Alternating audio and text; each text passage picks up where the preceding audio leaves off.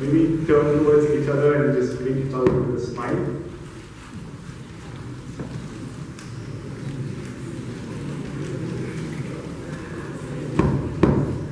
I love you. 3 words that can get you into a great amount of trouble if not directed to the right person.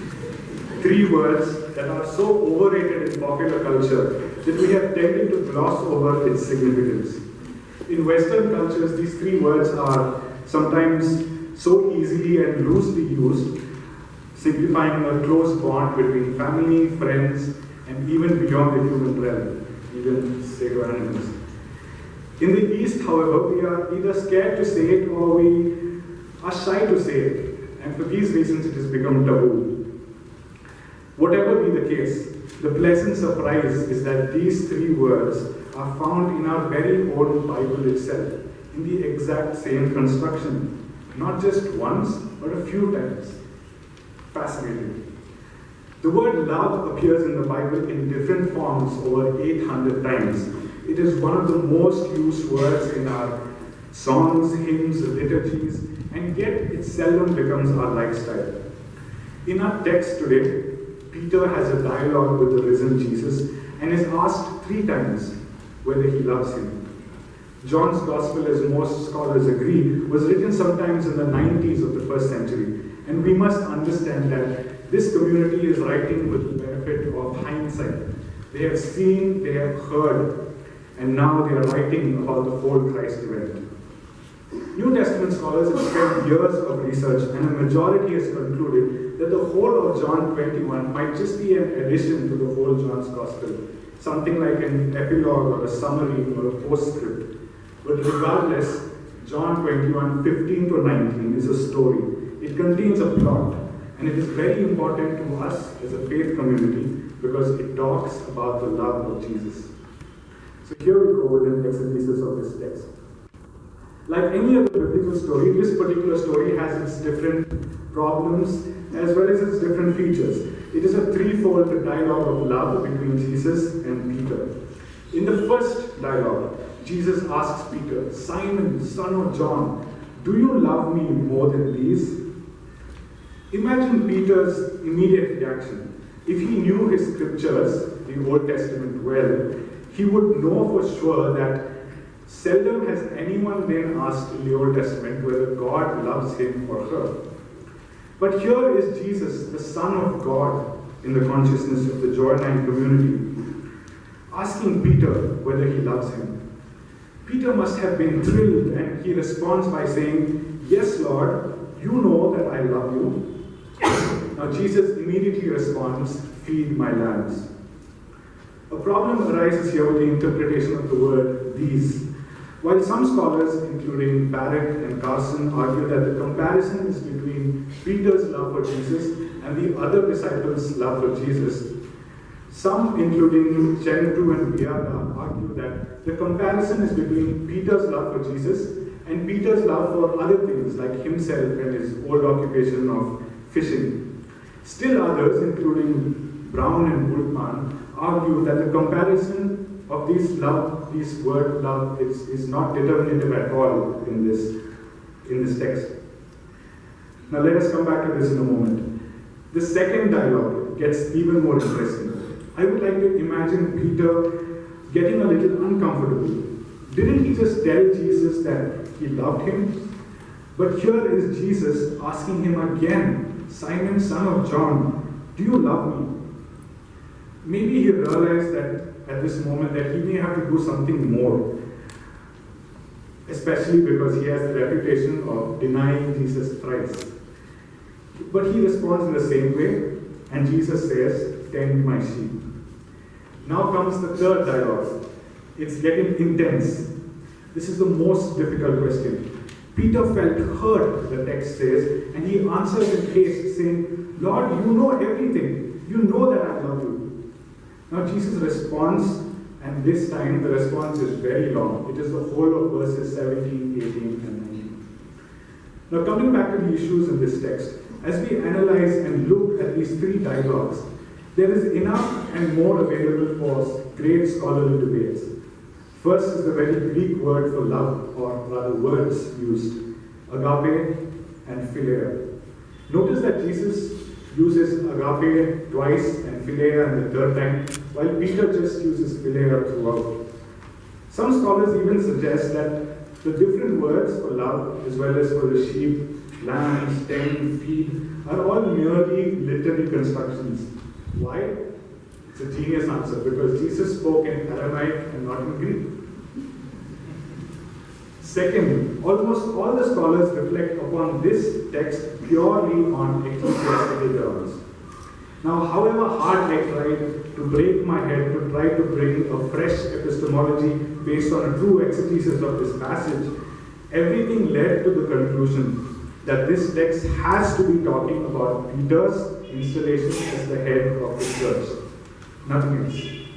I then realized that theological research will sometimes only lead us to an a priori understanding of love in this passage, and one can never really comprehend the essence of love talked about here. But isn't it true that true epistemology hangs both on a priori as well as a posteriori knowledge? English translation, reason and experience. Stay with me now as we delve into the abyss of experience. I would like to begin with using UTC's most frequent and famous line, and I quote, "In our present contemporary context," unquote. People are quite fond of hashtags. Social media has taken over our lives so much that one famous hashtag even reads hashtag everything till I die. Humor aside, for those who got it, one can learn a lot about the current world by a careful study of these social media hashtags. For those of us who are still wondering what hashtags are, they are a modern technique of classifying and organizing content on the internet. You can just put hashtag and something, and if somebody else puts the same thing, you both are together. You are one community. The simple reason for this brief explanation on hashtags is to tell you that the most used hashtag in the world is hashtag love. One may argue that hashtag love is the most used hashtag on social media because it is the most common thing found in the world. No, but the answer is quite contrary to that. Love is not famous because there is a lot of love, but because there is not much love left here on earth. Stories from across the world continue to shock us day after day. Hate is on the rise in all forms. On one hand, nations are competing with each other in accumulating weapons, while on the other, there is no room in most of them for migrants and refugees. The future of planet Earth itself is at stake, and we seem to just deny the whole fact. People are being killed on the streets, tortured, abused, and tormented. Women and children are still, quote unquote, at risk. People of varied sexual and gender identities are abused and ill-treated for being who they are, and yet we claim to be in a postmodern world, whatever that word may mean. We Christians are no better. I'm sorry, I'm a Christian too. There is hate within the church as much as there is out there in the world. Sometimes we don't seem to be able to identify with a Christian from another denomination. We want to be the best version of Christian possible, but we just seem to miss the point. We think we are ethically right, but we continue to judge people based on what we subjectively think is right, giving little or no room for the other's perspectives. To top it all, 2,000 years, and we still can't share a meal together. Religion, race, color, gender, caste, disability, the list goes on. We continue to be divided and we continue to hate. Now we have our text and now we have our context. So what next? An online article entitled Social Media, It's So First Century BC by Tom Standage brings out how social media is as old as first century BC. The article says, and I quote, "Letters were commonly copied, shared, and quoted in other letters. Some were addressed to several people and were intended to be read aloud or posted in public. And this includes the circulation of letters and other documents in the early Christian church. Friends, John, being one of the popular Gospels, speaks much about love. Perhaps it is possible to wonder how the early Christians would have felt about a love relationship with Jesus. Jesus taught them what love really was. While they may have had their own hashtags, like hashtag I am saved, hashtag he is risen, hashtag Jesus is Lord, the more important ones, I wonder, would have been hashtag Jesus loves me, hashtag I love Jesus, hashtag call to love. And they would have gone viral. The Greek has at least 4 words to define love. Storge, which is love between family members, eros, which is romantic and sexual love, philia, which is friendly love, and agape, which is divine love. Each of us in our own languages would have multiple words for love. There are multiple forms of love, and each of them has its own place, and each has to be celebrated. But are we going to blindly love just for love's sake? Here's where a balance needs to be in place between reason and experience. Now let us go back to the text for one final analysis on the Jesus-Peter dialogue. Yes, they are talking about love, and what's most overwhelming is that here are 2 quote and unquote men talking about love. One asking the other whether he loves him, and the other answering with all passion. 2 men talking about love. You love me, I love you. It's weird. This kind of love breaks all stereotypes, and it is because this love is built on a strong foundation. We are conversing about love between the first person, I, and the second person, you. But notice how Jesus completes each section with a return statement. Feed my lambs, tend my sheep, and feed my sheep. Jesus shifts Peter's attention every time to the third person, the one who is denied or devoid of love.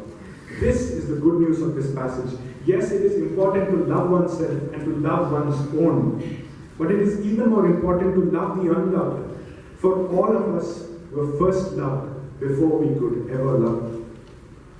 Jesus' words, "Follow me," at the end of this passage, points us to the cross that stands right in front of us as the perfect way to love and always be at the loving service of others.